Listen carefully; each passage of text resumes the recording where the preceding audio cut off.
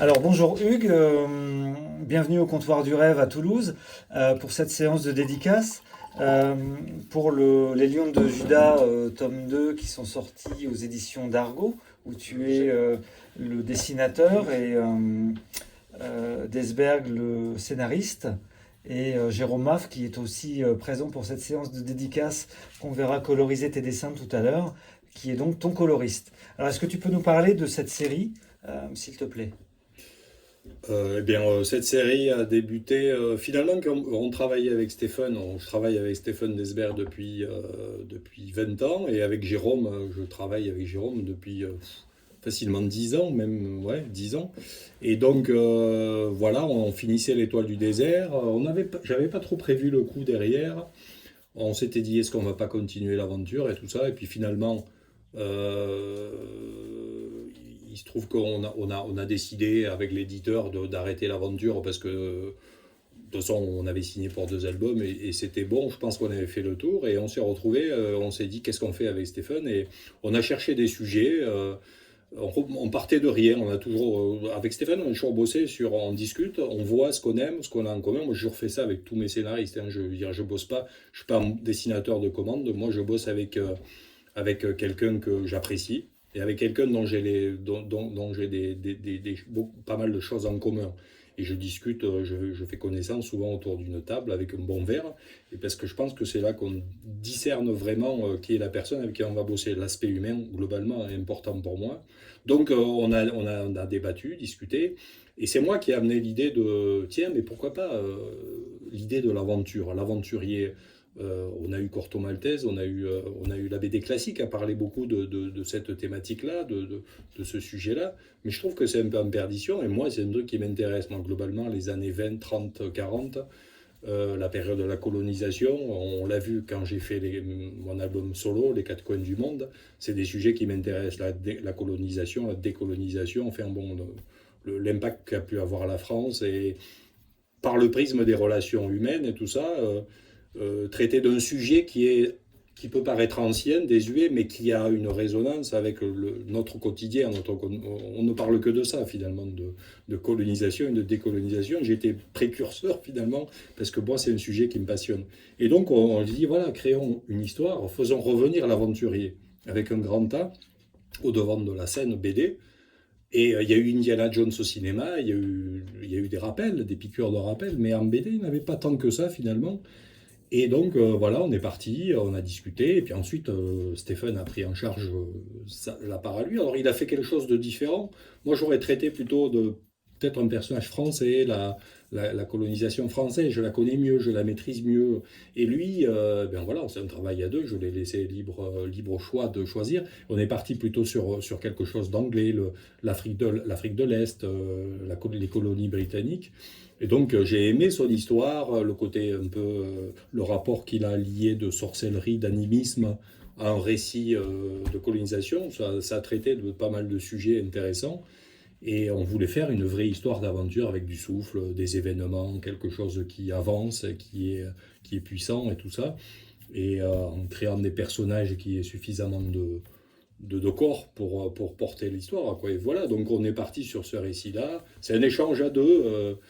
Il y a une part de lui, il y a une part de moi. Même dans l'histoire, il y a une part de moi. Et dans le dessin, finalement, il y a une part de Stéphane. Un petit souvenir des séances de dédicace. Et puis pour les gens qui ont l'album ou qui n'ont pas l'occasion d'aller en festival, ben ça permet aussi de voir le travail, de découvrir.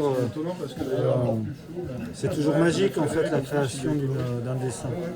Tu pars de rien et puis tu as l'impression que c'est facile.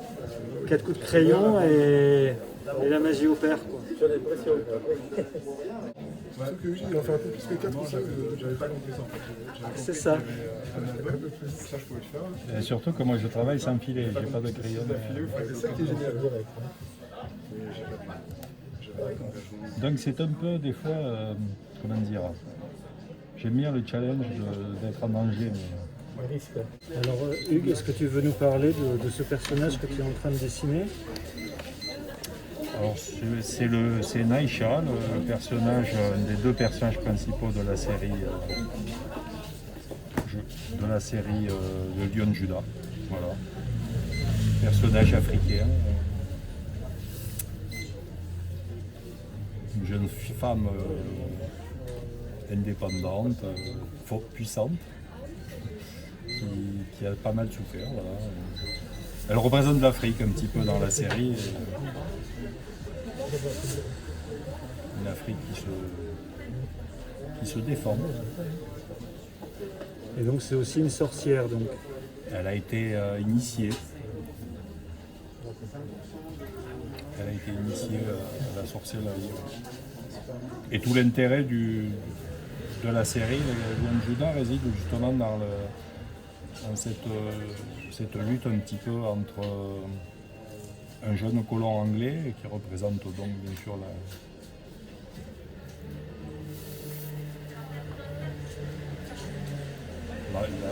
l'Occident, les colonies, tout ça, et cette jeune femme libre qui se bat avec ses armes et qui représente l'Afrique aussi de par sa capacité à manier la sorcellerie.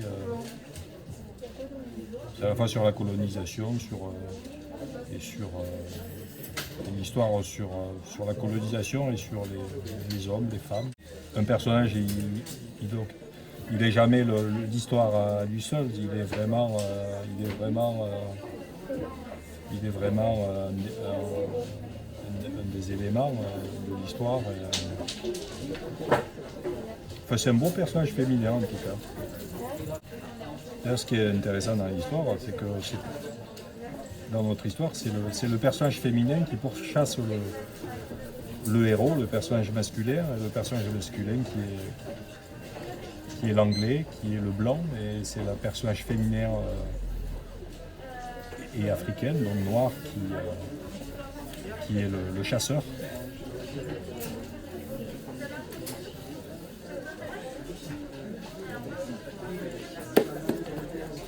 Ici, c'est le contraire, c'est les colons qui chassent les... Oui, c'est le schéma inverse, oui, d'habitude. Mais bon, il y a aussi une tension amoureuse entre les deux. Oui, bien sûr. Il y a aussi le désir, quelque chose de très animal. De toute façon, ça parle beaucoup d'animaux, finalement. C'est ça. C'est vrai. C'est un combat de chaque instant, on n'est jamais trop arrivé. Soit on a trop de boulot, soit on n'en a pas assez. On n'a pas de chômage, c'est une profession assez libérale, donc il faut toujours un peu assurer son emploi du temps, blinder son emploi du temps pour jamais être dépendant d'un seul dessinateur, comme on dit.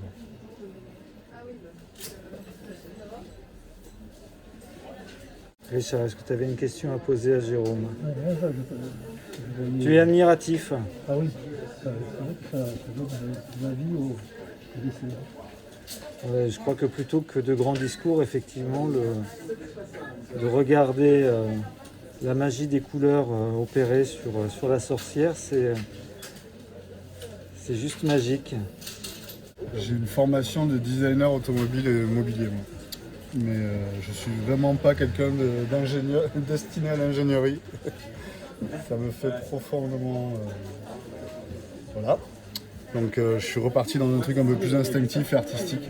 Et c'est une rencontre avec Wilfried Dupano et Morgan Tanière qui m'a remis sur les voies de la bande dessinée en gros. Enfin qui m'a mis sur la voie de la bande dessinée parce qu'à la base j'étais pas du tout fait pour ça, j'étais plutôt parti sur du dessin industriel. Et je suis revenu vers le dessin de BD, c'est en découvrant la BD Alim Le Tanner, au contact de Wilfried Dupano et de Virginie Augustin, qui m'a créé vraiment cette envie de faire de la couleur. Gros big up à Virginie Augustin et à Geneviève Panlou, on ne cite jamais assez. Geneviève, si tu m'entends, big up. L'avantage aussi... Ça a été fantastique cette découverte, c'était comme une évidence, j'étais en recherche, un truc à faire et c'est... Et en un coup d'œil, ça s'est fait quoi. Bon, en tout cas, pour cette séance de dédicace, ta présence rehausse vraiment les talentueux dessins de Yves Laviano. Allez, mission réussie alors. Ah oui, c'est trop beau. C'est cool, merci. Merci beaucoup. Très bon dessinateur qui